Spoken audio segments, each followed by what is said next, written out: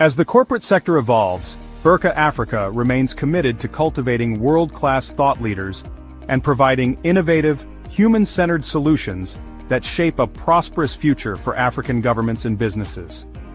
About Berkha Africa. Berkha Africa is a platform that houses expert consultants from across the African sub-region that provide strategic sustainable leadership, organizational development, corporate governance, coaching, and ESG advisory services to businesses and African governments. Berkha's strategic thrust is to strengthen strategic alignment for Africa's development by bridging the gap between governments, businesses, and industry experts for leadership and business solutions, serving as a center for excellence and transformative leadership insights in Africa. The consortium is dedicated to shaping ethical, visionary, productive, and sustainable businesses and leadership across Africa.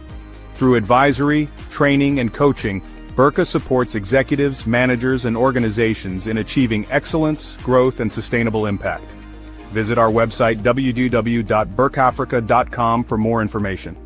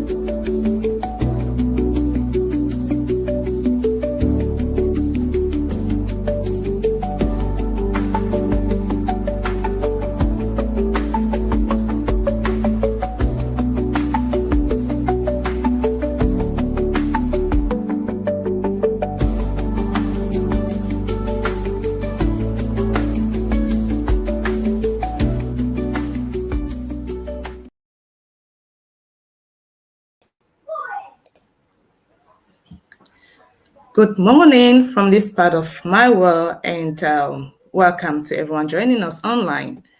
Welcome to this very important session on mental health and leadership while leading while taking care of yourself. Before we officially start, I would like to invite each and every one of you to take part respectfully and contribute to this meaningful dialogue.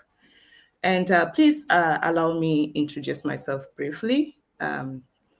I'm Dr. Marvis B.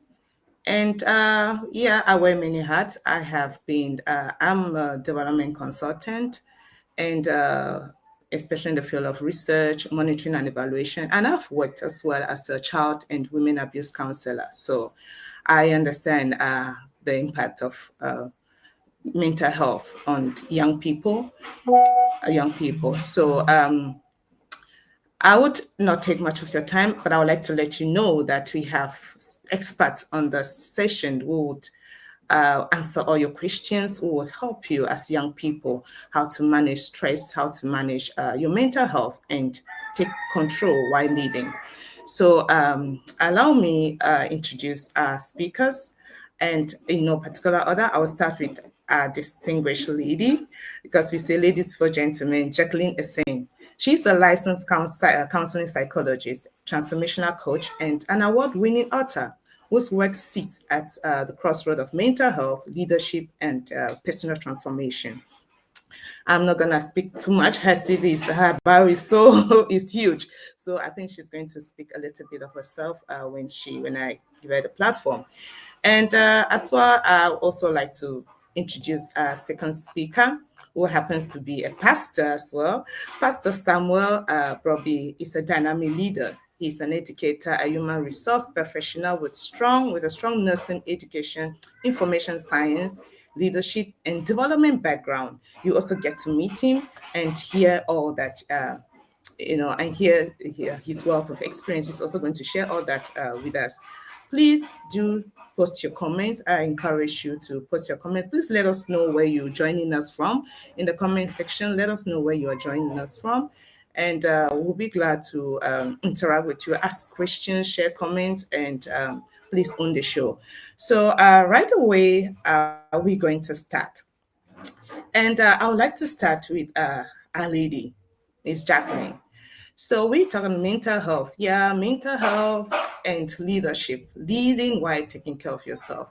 Before we get into the nitty-gritty of this discussion, please, what is mental health? When we talk of mental health, when do you say, what is mental health first? And when do you say someone is experiencing a mental health issue? Thank you, ma'am.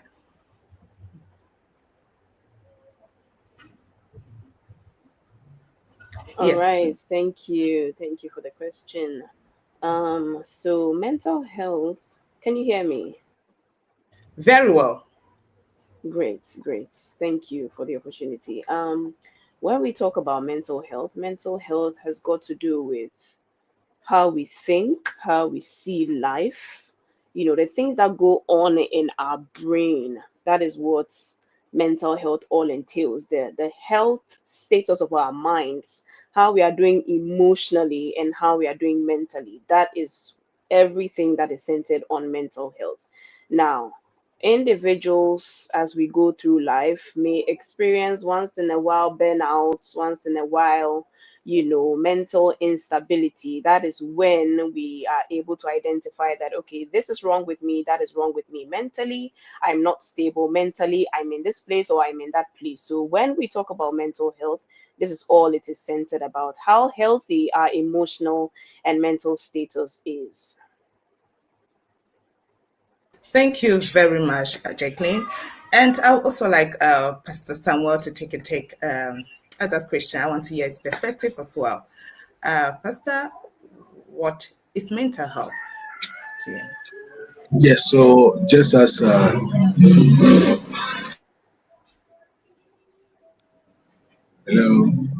Yes, now we can yes, hear you. so yes, so just as my colleague has reiterated on the point of mental health as a state of well-being, and then being able to cope with life challenges. We live in a society whereby we face various potential challenges, spanning from our work and then whatever we have to contribute to society. So sometimes the pressure on us to live by standards causes us to be under stress. So to be labeled as having mental health, it means that you are able to face these challenges, and then you live by that standard that has to be met. So I would say that it's just a state of well-being that an individual has to live by. And that is mental health to me. Thank you. Great. Thank you very much. And I'll go back to Mrs. Singh.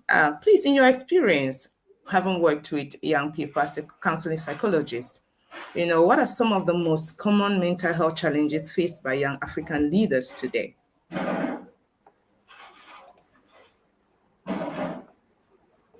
Can you please come again? I lost you for a bit. Oh, sorry about that. What are some of the most common mental health challenges that are faced by young African leaders today? Okay, thank you so much for the question. One thing that is dominant is burnout. Burnouts, there are lots of people who are in leadership positions. They are facing burnouts because of overcommitment and unrealistic expectations that they place on themselves. Some are also facing isolation. Leaders often feel they can't be vulnerable or show any form of weakness because of the position that they find themselves in. They've been made to act strong, they've been made to show up strong, so they are burning out silently. They are not talking about it. They are facing trauma and anxiety. They are not talking about it because I'm the leader. I've been placed in a higher pedestal. I'm supposed to lead all of you, so I'm supposed to appear all right. I'm supposed to look okay, just so that you can look at me and follow my leadership. So leaders are burning out, trauma and anxiety, undealt with trauma and anxiety. They are hiding behind all of that and showing up strong because they've been made to feel that if I voice out my problem, I will look a sort of way. I will look like I'm not fit enough for the position. So they've been made to show up strong even when they are burning out inside. They've been made to, they often isolate themselves, cage themselves in a box when they are going through certain things because they feel I can't talk to you about this because I'm the one leading you. So if I'm leading you and I come and complain about this to you, how would you submit to my leadership? So they are going through all of these things silently and they are not talking about it. So these are things, in my line of work, I have noticed as things that leaders go through silently, that they don't talk about, that is killing them daily, but they are not voicing it out. And it is creating a lot of negative effects in the leadership roles that they are supposed to embody.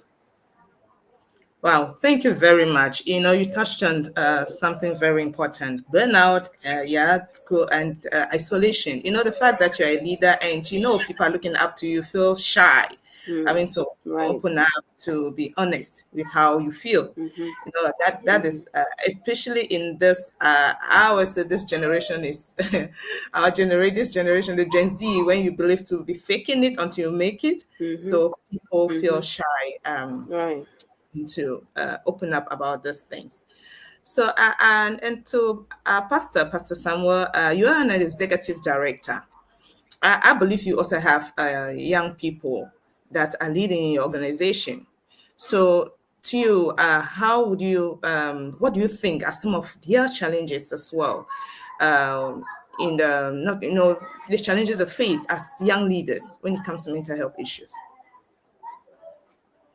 Yes, so rightly said, the youths and then people within my space also have the same challenge of burnout, as my colleague has said, but particularly with the issue of economic uncertainties, there's the need for us to also identify what these young people go through. Every day on, it, on my decks and then with other colleagues I interact with, we see these youth struggle with issues of unemployment and these financial struggles. And when people go through some of these things within the scope of even the African context of having conflict and insecurities, we tend to find out from these youths that they struggle to even fit in within the situation that they find themselves. And some friends and some colleagues and some youthful people that have interacted with share with me the ordeals they have to go through to make themselves better, and it results in some conditions labeled by the mental psychiatric people as post-traumatic stress disorders. And some of these ordeals affect their their well-being. And if someone is struggling with these PTSDs, you notice that it is something that they need to seek help, but for some pride and for some kind of issue that they are facing currently, they are not able to seek for help. So we encourage everyone to to come out clear and seek help if you are having a challenge of some of these mental issues. Thank you.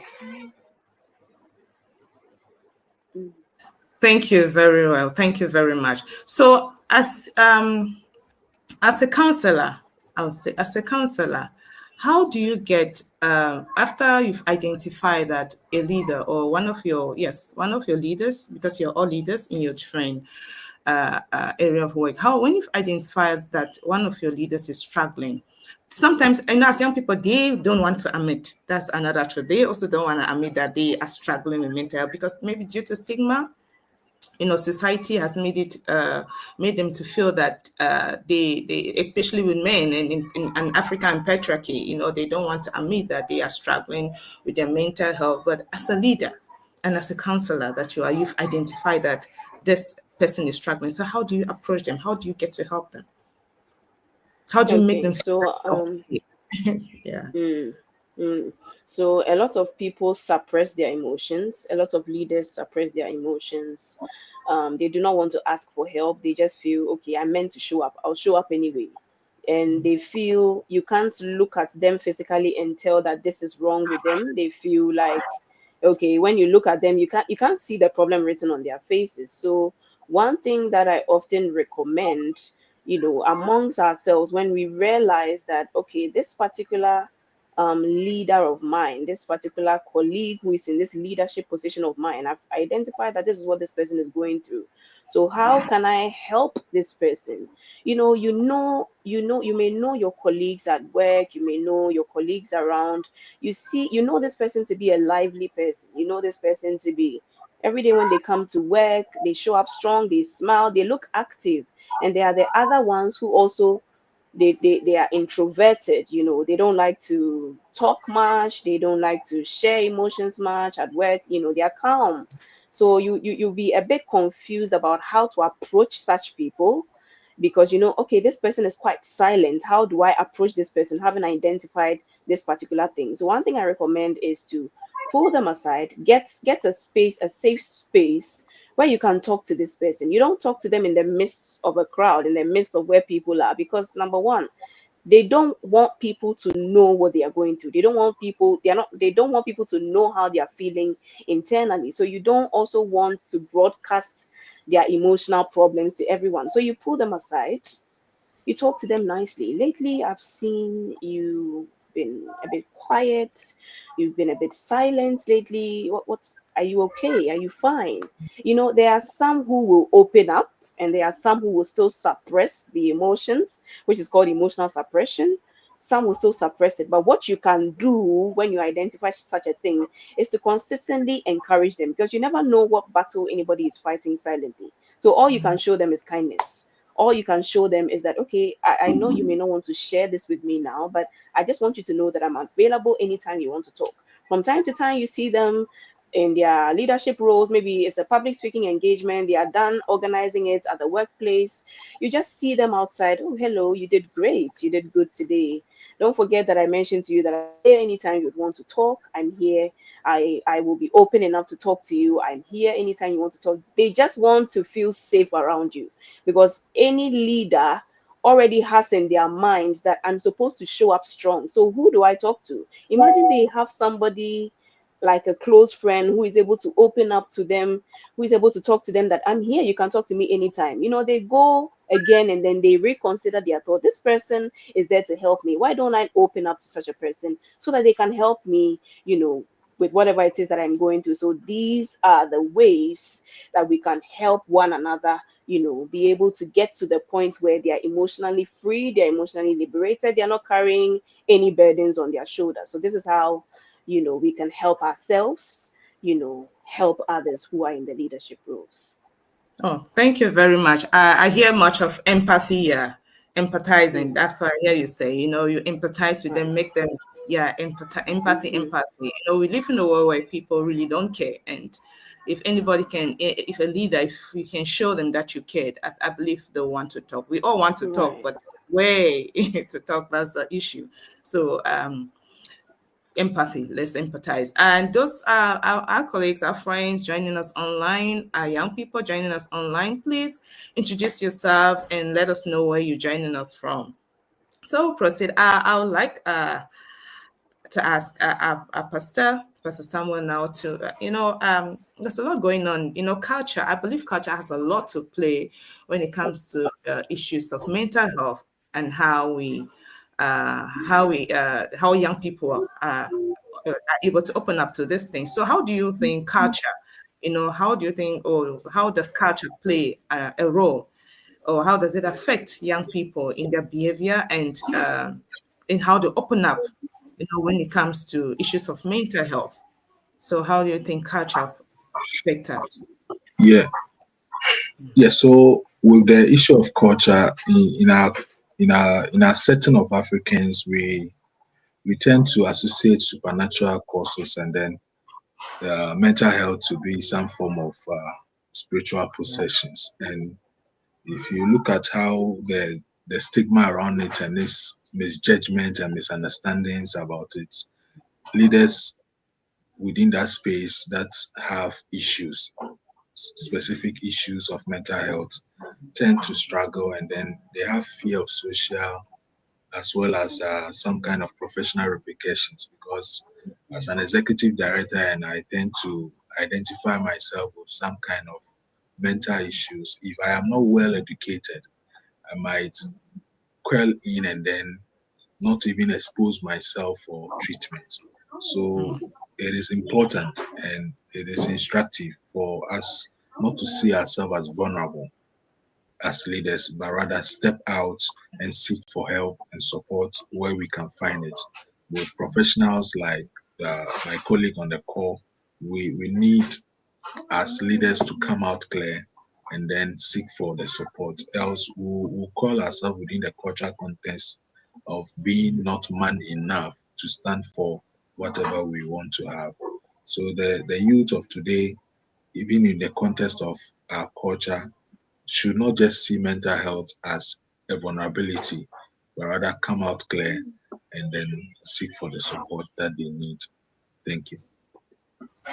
Oh, thank you very much. Thank you very much. And to Miss Jacqueline, what is your take on that as well? Especially because I know culture plays a lot. Culture, it plays a lot on how we view Right. the state, how young people react to it. Mm, Yes.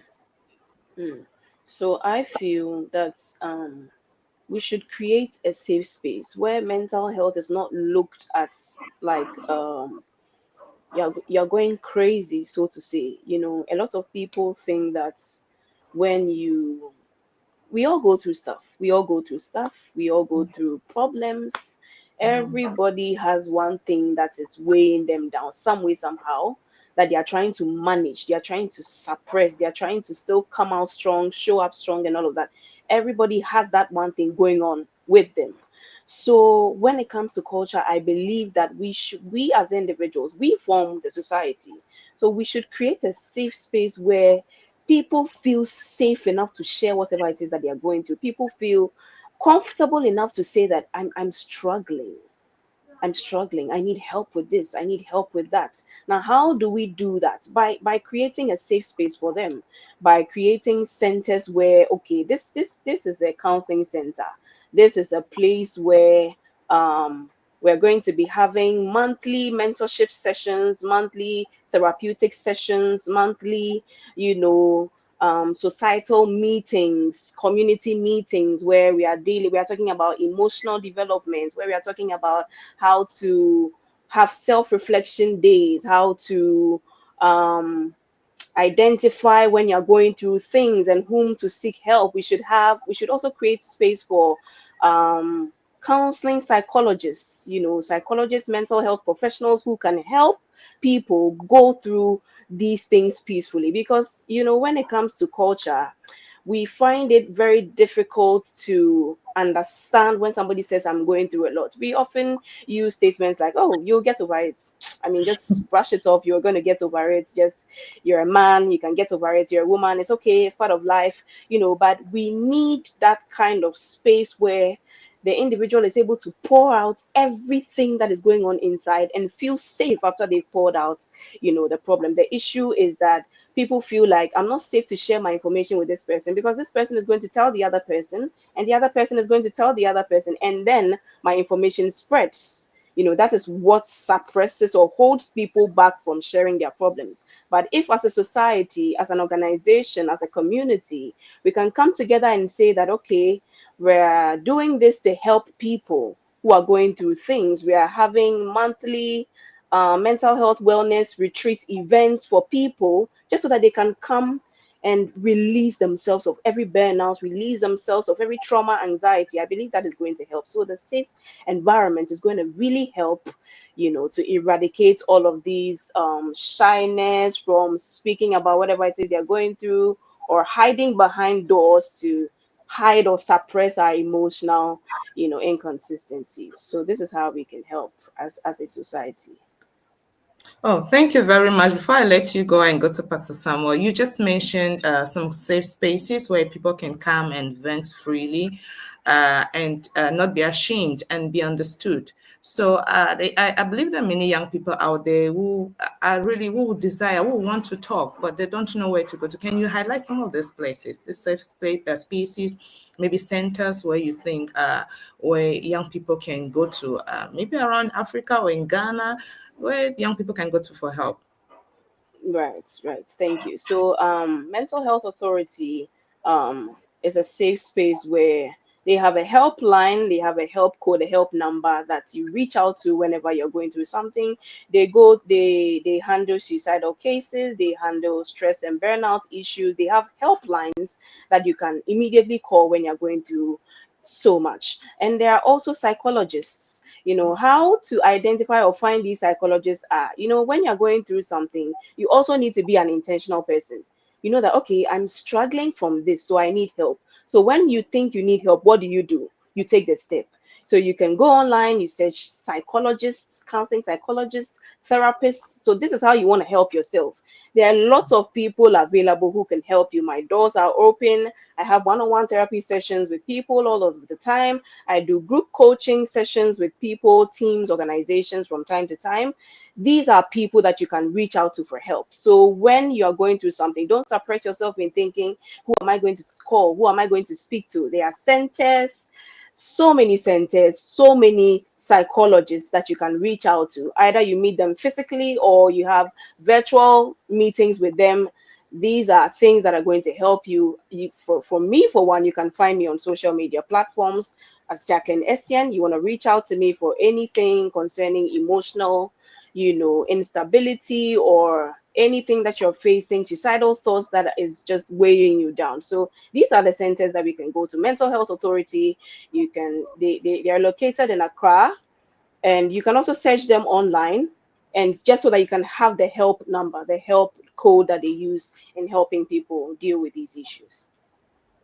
Great. Thank you so much. And Pastor Samuel, do you have also, Jacqueline has highlighted quite a number of these places. Do you have others? Yes, so with the work we do at Fruitful Pathways Network, we basically look at issues relating to infertility, and some of these persons that comes to us with issues that based on their fertility and struggles with psychological concerns. So we tend to direct them to specialists that can be of help to them, and these are the things that we do. So as leaders who are going through specific issues related to their reproductive health, we also come in to assist them.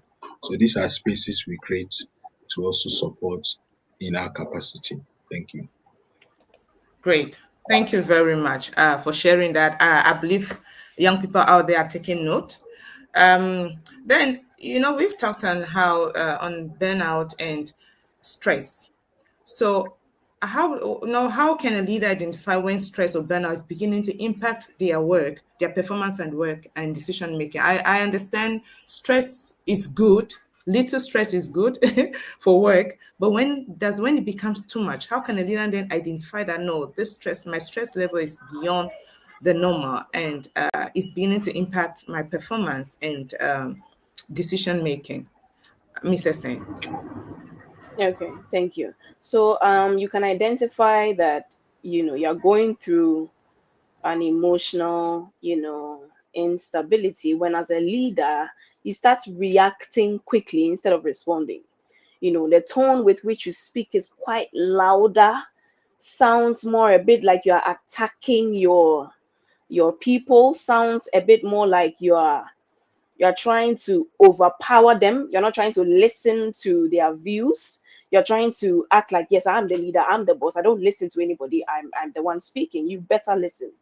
So you start by identifying that you are reacting instead of responding to situations. You also get to a point where you feel emotionally numb, or you feel detached from things you used to love.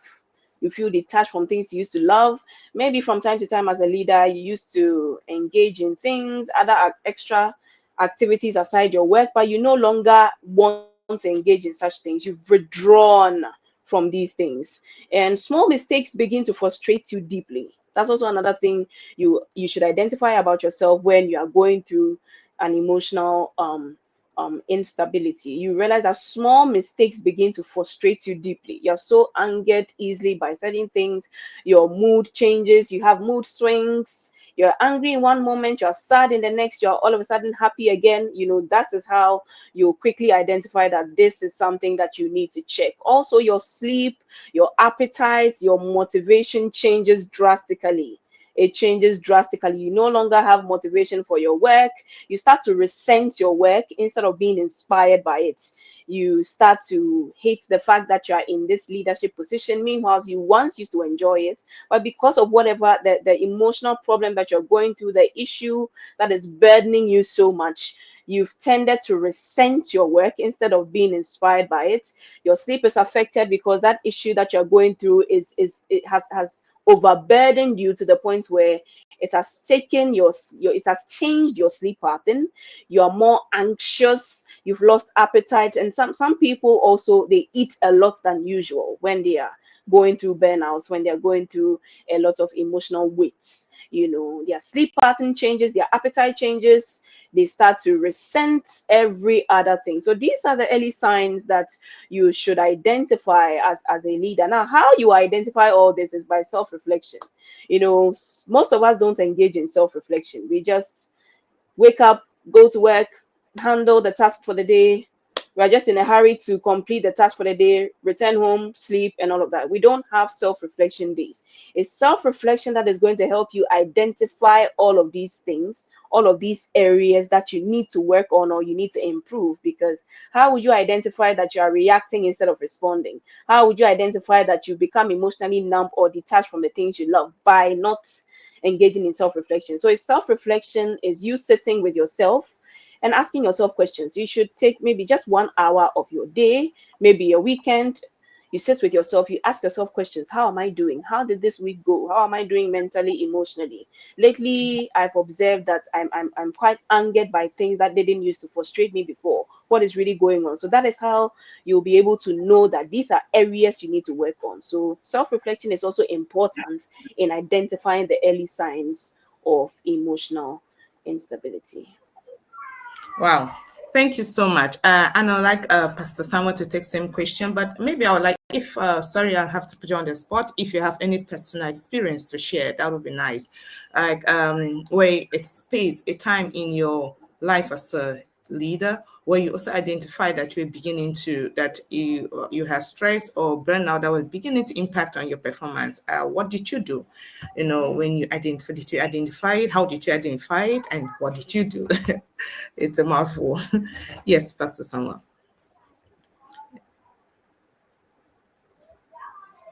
The self-reflection issues that Jacqueline has just identified. Personally, as a pastor and then doubling with other demands of life, it becomes stressful and sometimes you break down because everyone looks to you as a spiritual leader to be of that kind of resilience.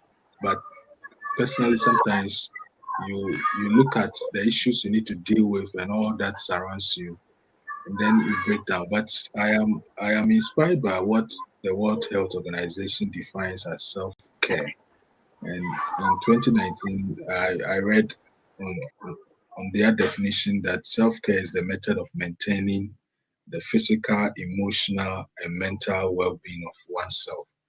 So putting together, when I reflect and notice that physically I'm not, I have reduced exercising because I don't have the time to even get to the gym again.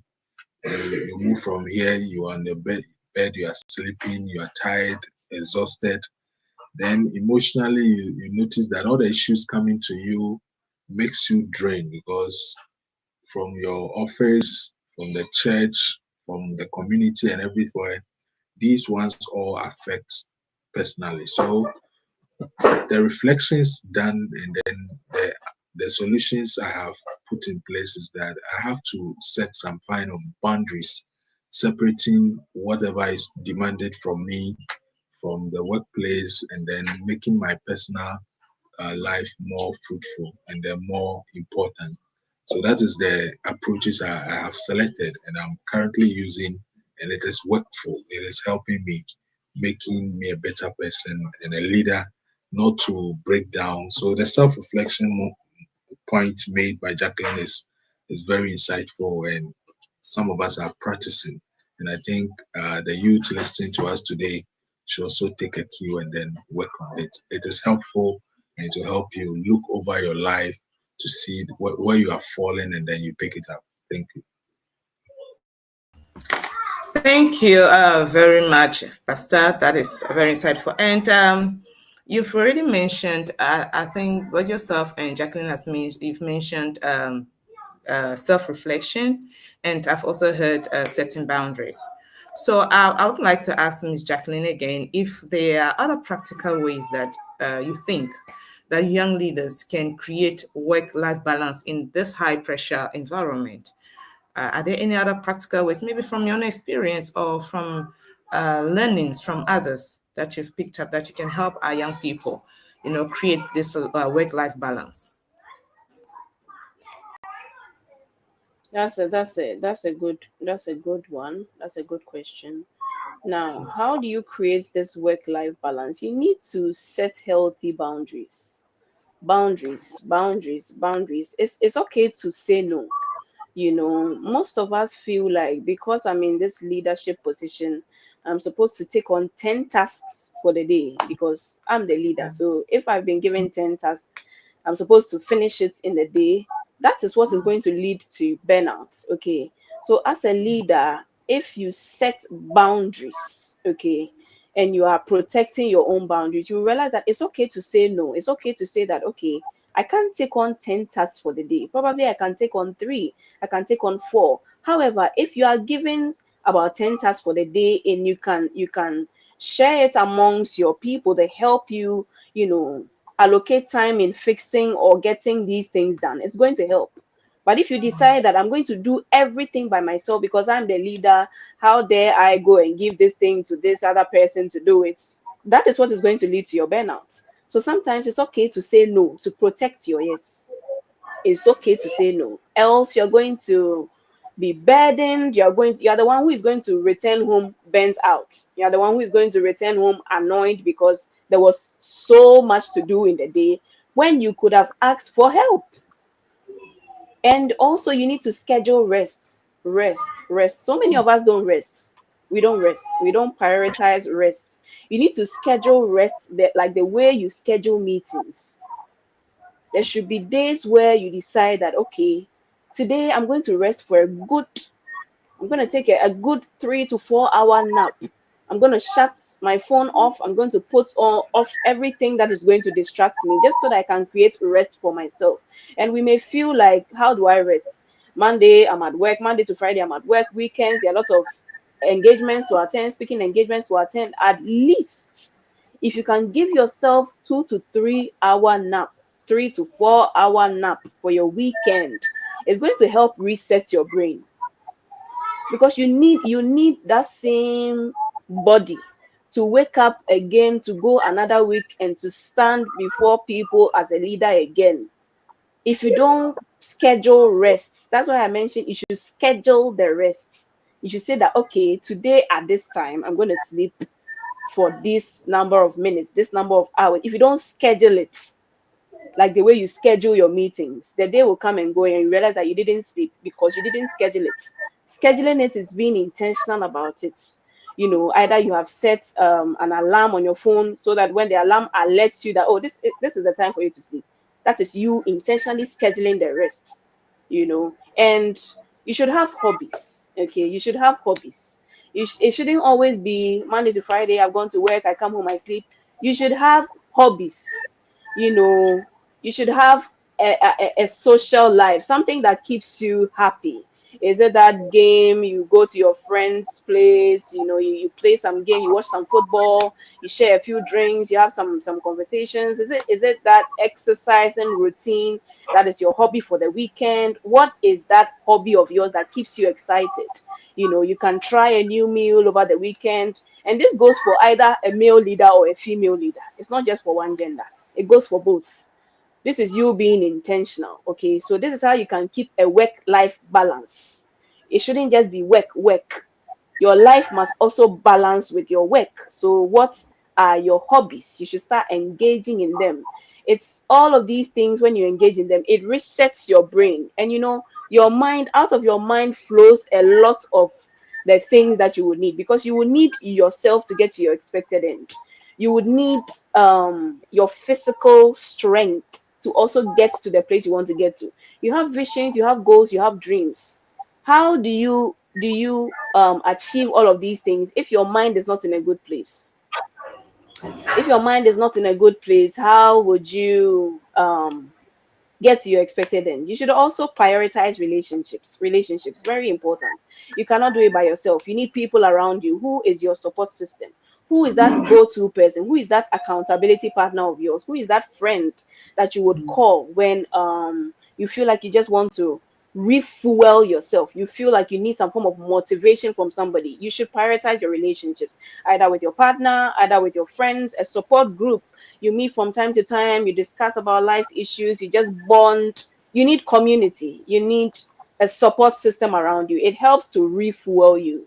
So this is how you create a work-life balance, so that everything doesn't just overburden you and all of that. Life is already stressful, so engaging in these balancing areas in your life, this is what helps you stay sane. This is what helps you keep going. This is what helps you revive the joy that's within to keep going. So it's important to keep that work-life balance, and I believe these points are going to help us, to keep that balance intact.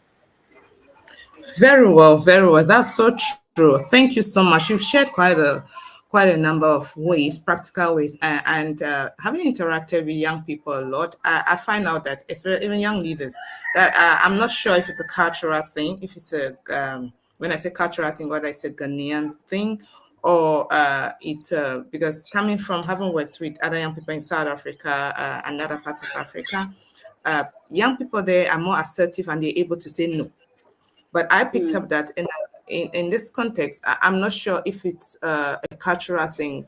Young leaders are afraid to say no or to draw the line. So, and that may be one of the reasons why they can easily lead to burnout. I'm not sure, so maybe clarify, is it an issue of is it a cultural thing? And if they are afraid because it's culture, and you can't say no to an elder person or to a senior or something, or your boss, so how can they navigate that path? So please give your view, and I also like Pastor Samuel to also chip in there. Yeah, please. Okay, do I speak or is for I've also interacted with. Yes, so But look, it is just as you have said, a kind of an upbringing and a kind of cultural thing. I've also interacted with people from the Nigerian side, and I was in Nigeria last year, and then done a program in. We interacted a lot with people within that space, and compared back home to Ghana within other cultures, we noticed that Ghanaians are back, back, back and reserved. We tend to soak everything in as described. So I think it is culturally centered, and it is the upbringing situation that we have that leads to that. So it is true. It is like that. sure, thank you. Mr. Sen, before we go on the commercial break, let me hear your thoughts on that. Okay, so the issue with the saying no, sometimes it is important that when you are even trying to say the no, you should provide a solution to handle the no. Okay, because that is where the problem is. If it's good to say no, but if you are able to provide a solution to manage the no in the moment, it will help. So let's say you've been given a task to complete this before the day ends, and you feel it's too much for you for the day. You can humbly request that, okay, can you please extend it to about 2 more days or a few more hours for me to complete this task than the usual time that you've given me? That is you creating a solution and not just saying no for it to sound rude. So in your saying no, you should provide a solution to manage the no, just so that whoever has given you the role, whoever has given you that task, doesn't feel like you have drawn back or would not read negative meanings into your no. So, okay, I would like you to do this within this space of time. Oh, boss, please, can you please give me an extended time to complete it, because this looks quite lengthy. Boss, can you please give me up to 2 days to submit this task? I would definitely complete it and keep you updated on the progress. if you do this, it helps with communication as well. It helps, you've communicated to your leader that this you would need extra time to complete this task. You've made your superior know that you would need ample time to finish this task that day. So I believe that when we create a solution to manage the no that we are saying, is going to help us and our leaders understand that the reason why I'm saying no is because of this, but I want this solution to be able to manage the no that I have said. That is going to help us through communication and through the stability or the way the work is going to turn out. So that is how we can manage the no that we are saying, just so that it doesn't come off like, okay, we are scared to say the no. If you say the no, you are providing a solution to manage the no in the moment. I believe that is clear. Wow, that's so deep. Thank you so much. That's so deep.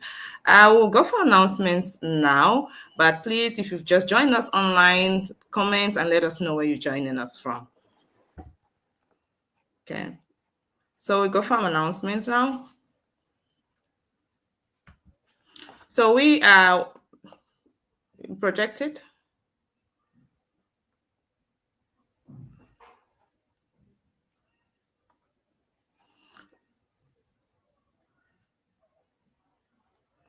Okay.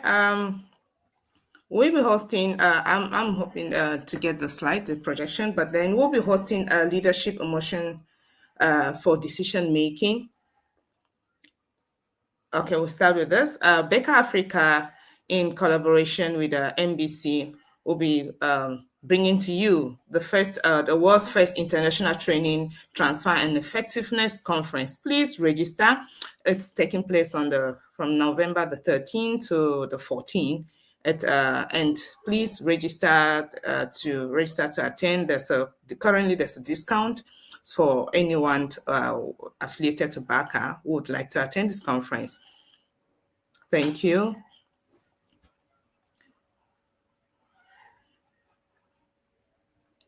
And we also have coming up on the 5th of November, our Leadership Emotions for Decision Making conference. Please, taking place at Fiesta Royal Hotel. Please, seats are limited. Do well to register now. 5,000 Ghana CD for those who are in Ghana. And if you're out of Ghana, you still like to attend, yeah, you're welcome. So you convert that into dollars or your currency. Please register. This is a very informative session. You will learn, you'll discover how to shape your emotion, how to think within, how to decide, and how to lead. Thank you.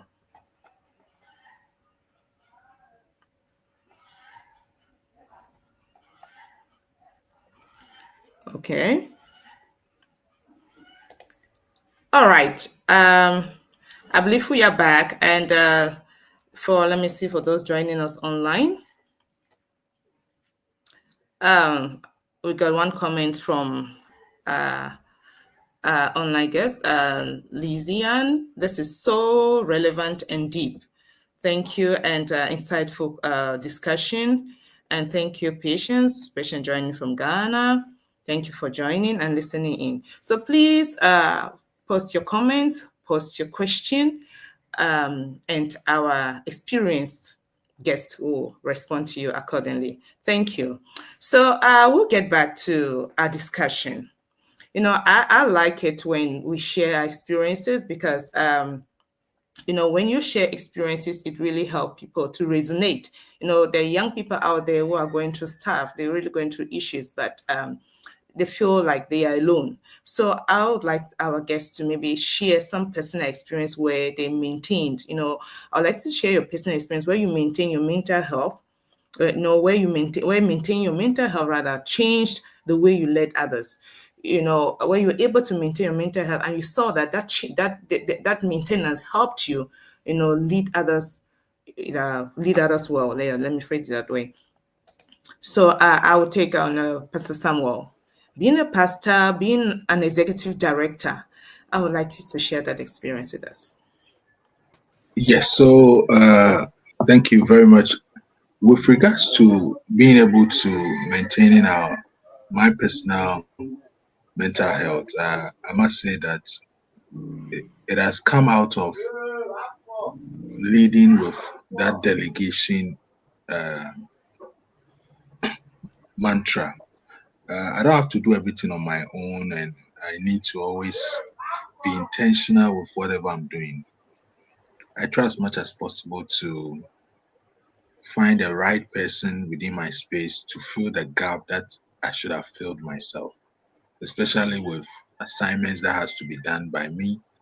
And I think that within this area of my time, I need to take a break. And it is intentional I take that break, because if I am out of the scene, other people will fill the gap. So it is instructive to me that I delegate other people to do what I have to do, and then they are able to even make shine of themselves when they fill that gap. That it was Pastor Brobe that has to be here, but he has assigned me to do this, and I think it has worked perfectly for me. And going forward, I encourage other people that you cannot do it alone. Whenever you feel like taking the break, please take the break. Let other people also do same, and it will help you make it better. Thank you. Great, thank you so much. I like it when you say, even if you're not here, if you get out, for some reason you work yourself to death or to stupor, someone else will obviously fill the shoe and work will continue. So we have to watch out. So I'll hand that to Miss Jacqueline. What do you say? What is your take on that? Okay, concerning, are you asking about my personal experience as well? Your personal experience as well. Right. So I was once in a season of my life where, I felt like I was running on empty, you are doing great things, but you still feel drained, you still feel emotionally drained. I realized that I couldn't pour from an empty cup. You can't be leading others whilst you are drained and you're not working on that side of the matter that is weighing you down. So I sought for therapy. Yes, leaders need to seek for therapy as well. We find ourselves in situations where we feel like, okay, if I am in this leadership position, I do not have to voice out whatever it is that I'm going through, because whoever I feel I want to voice out my issue to may feel like, okay, you're in this position. Why should you be feeling this way? But I also feel that if you don't heal yourself as a leader, you can't heal the other people, because you can't pour from an empty cup. What is within you is what you're going to pour out to people. So if you are drained, you need to work on that area of yourself just so that you can feel alive again. You can refuel yourself. So that was a stage in my life that I found myself. So I sought for therapy, and that helped me to understand my thoughts well. That helped me to understand my temperament type and how I can interact with my society. It helped me. And so through prayer, through journaling, through resting, through intentional efforts to taking care of myself and my mind, I came back to a place of having compassion on myself, because I realized that, okay, I am so compassionate with the people around me, the people I speak to, the people I counsel, the leaders that I speak to the point where I am not giving myself that same self-compassion that I give to others. So that was a point in my life where I realized that you need to give yourself the same love that you give to others. You need to empathize with yourself like you empathize with others. You need to give yourself self-compassion. You need to love yourself more. You need to understand yourself more. You need to give yourself the grace to understand that you have come far by grace, and so you can forge ahead with whatever it is that you want to do while you're still enjoying the journey of life. So that is the point that I got to, that I realized that I need help. So when I sought for the help, it helped me to understand myself more. It helped me to not suppress my emotions. It helped me to reflect more, to help myself get to that point where I can say that I'm very healthy mentally. So that is the stage in my life where I got to, and these were the things that helped me to come out of that phase. Great. Thank you so much. You've shared quite a lot. And I see Jean Paul joining us from Accra, and Sandra. Sandra says that delegation is essential for mental health. That's great. Thank you, Sandra. I think he's just loved. She loved the point you made, and that's true. Delegation, you can't do it all. If you take it all, you die soon. So delegation is important. MFR says have compassion for yourself. Learn to love yourself. I love that. Love compassion for yourself. We often, as leaders, want to give it all out. Just like Jacqueline says, we want to feed people and just be there, give ourselves out for them, but we rarely love ourselves or look after ourselves. And I agree with Jacqueline. You can't pour from an empty vessel. You can't pour from an empty container. Thank you to our viewers, and thank you for your comments. So back to our guest. So what, our time, we almost we left with a few minutes, but I want to ask you to give one piece of advice, just one piece of advice you would offer any young leader out there who is struggling currently. We are playing that many, like a pastor mentioned earlier, that people are struggling, especially with the economic situation of the country. Young people are struggling to make it. Young people are struggling to lead. So what one piece of advice would you offer to a young African leader out there struggling to balance purpose, pressure, and peace? So what would you advise them? I would start with Pastor Samuel. Yes. Yes. So the advice I would give to a young person listening to us, a leader who is taking a note from what we are discussing, is that it is important for us to appreciate that our self-care, as first retreated, is the priority, because taking from the advice of Jacqueline that we cannot pour from an empty cup, it is important that we ourselves are well treated, we are well grounded before we can lead. And I want to emphasize that we need to look at how we protect our personal life, shedding it away from our work life. That boundary should well be established.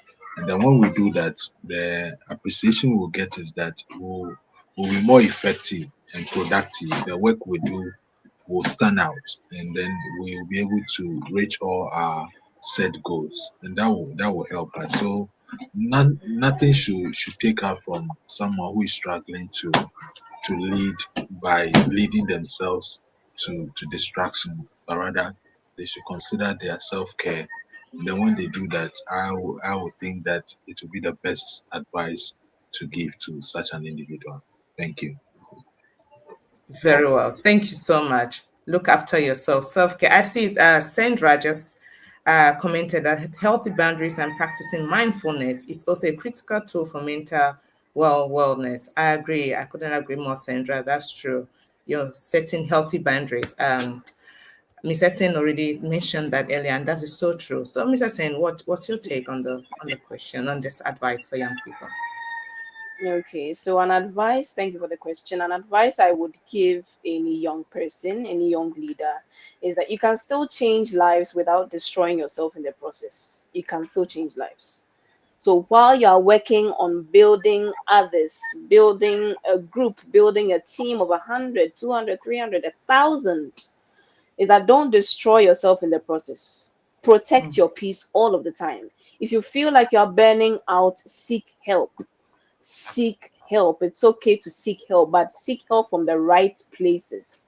Seek help from the right places. God didn't call you to burn out. He called you to shine your light. So if you want to shine your light, you shouldn't allow burnout to take the most part of you. You should seek help when you need the help, when you feel like you are drained. Don't cage yourself in feeling you can handle it all, you can do it all by yourself. No, that is why God created people, to help us to go through things that we are going through. It says that in the multitude of counselors there is safety. So find safety in a space where you can voice out whatever it is that you're going through, just so that you get the needed help that you would need to thrive. Purpose is beautiful, but it must coexist in peace. If you don't have peace, if you're not protecting your peace, how do you get to your expected end? So do not change the world while you are destroying yourself in the process. While you are building yourself, it is important that you are building everyone around you. Build yourself too. Care about your emotional and your mental stability. Prioritize your mental health. Just like you take care of every part of your body, your mind is equally important. What are your positive affirmations every day? What are the things that you empower yourself with? There's something I call the mirror technique. You looking at yourself in the mirror and telling yourself 3 to 5 positive things daily. What are the things you are saying to yourself daily to empower yourself? These are self-empowering tools you would need for yourself. You are your first inspiration. Always remember that you are your first inspiration. So how are you empowering and building yourself up on a daily basis? It's by the intentional steps that you're taking. Look yourself in the mirror, tell yourself 5 positive things you would like to say to yourself before you step out of your house and conquer the world. These are things that are going to help you shape your mind and your emotional well-being. So this is an advice I would give to any young leader who is coming up. Take care of yourself, very important, and prioritize your mental health. Beautiful, beautiful. Thank you. Patience likes that too. She says that you can still change lives without destroying yourself. I think she loves that comment. Thank you, Patience, for engaging. Before I get the final words from our speakers, I would like to invite our young people listening to me out there to our mentoring and coaching lab. We're launching a mentoring and coaching lab online next week.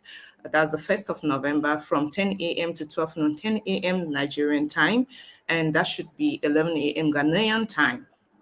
No, rather, that should be 9 a.m. Ghanaian time because they're an hour ahead of us. So whichever part of the world you're watching us from, please, you can then convert that to your time zone. So it's a mentoring and coaching lab. It's actually an intentional program that's designed to empower young and emerging leaders. This lab is an African Youth Leadership and Development Program that's organized by Berkha Africa in collaboration with the Center for African Conflict and Development. Please join us next week on Saturday, same time, 10 a.m. Nigerian time, as we engage and as we all engage, and we'll get further and stay tuned for further insight or information on this. So before we go, I would like to get the final words from our speakers. I'd like to final word from you, Sir Pastor. Please, can you give us your final word on mental health, leading while taking care? What would you want us to go home? Yes. So my final words to everyone who has been with us throughout this conversation is that we only lead by aligning our visions and our set goals with people who are with us to achieve that specific goal. However, leading without that capacity of self can never be the ideal. And so I entreat all of us to be intentional, be able to have that kind of level that we need for everyone with us to thrive. So for the word of encouraging to everyone who has started something but is also going through that struggle. It has happened to some of us personally. I've gone through until seeking help and being counseled to do some form of delegations and being right with myself. I wouldn't have gotten to where I am. So you are not alone. Just speak out, come out clear that this is what I'm going through, and the help you seek from professionals, as Jacqueline has said, we need to speak out to the mental health authority if you're in Ghana, and then any other professional. I think that's the way to go, and it will help all of us. Glad to be here. Thank you. Oh, thank you. Thank you so much for your contribution. I heard you say intentional. We have to be intentional. Guys out there, please, let's be intentional in seeking help. There's help out there, but we need to be intentional. And I see Jean Paul just said that practicing gratefulness and breathing exercises weekly assists calm the parasympathetic and sympathetic nervous system. Oh, thank you so much for sharing that. And final word from you, Ms. Jacqueline. Thank you. All right, thank you. I would just like to reiterate what my co-speaker said, that you should take care of your mind. Take care of your mind. Take care of your mind. When you take care of your mind, your vision becomes clearer and your impact as a person, it becomes deeper as well. So you take care of your mind, just know that This life is a journey that you're on. Every day there's something that you learn. Every day that you get to see life is an opportunity to learn one thing or two about yourself and about life. Life teaches us every day, and we are supposed to be the students to learn everything that life is teaching us. Now, as it is teaching us daily, what are you learning from it? What are you learning from that struggle, that period of struggle that you're in? What are you learning from it? Don't waste any season of your life. Don't waste any period of your life and whatever it is that you're going through, the straight path, the rough patches. Learn everything from it. All of these things shape you. They shape your mind and they shape who you become. So whatever challenge that you're facing, just know that it is teaching you something. Do not allow it to burn you out. Seek help from a psychologist, from somebody that is of sound mind, somebody that you believe that when I share this thing with, this issue of mine, this burden of mine with, is going to take some weight off of my shoulder. Just know that the journey that you're on, you're learning daily. So build capacity and strength for everything that you're studying daily from life, because life is going to teach you, but we need the strength to keep facing life daily. So take care of your mind. Everything that has to do with your mind, do not joke with it, do not play with it, because out of it flows a lot of riches and success that you need in your life. When you take care of your mind, your vision becomes clearer and your impact becomes deeper. So be encouraged. You are not going through whatever period of your life that you're going through alone. Strengthen yourself and be courageous. Seek help and speak out when you have to. Thank you so very much. MFA just added that when you take care of your mind, your vision becomes clearer and you're able to impact others. I think she just loved what you said. And thank you also very much. And thank our those who joined us online. Thank you for your comments. Thank you for engaging. Please stay tuned, stay connected to Berkha Africa, and you'll find the different programs that are coming up. Please check on our information section and stay connected and stay ahead. Thank you all for joining the session today. We look forward to other meaningful dialogue and conversations again. Thank you to our experienced and distinguished speakers for today. We're grateful, Mr. Sen and Pastor Bobby. Thank you so much for your time. And we call it a wrap for today. Thank you. God bless. As the corporate sector evolves, Berkha Africa remains committed to cultivating world-class thought leaders and providing innovative, human-centered solutions that shape a prosperous future for African governments and businesses. About Berkha Africa.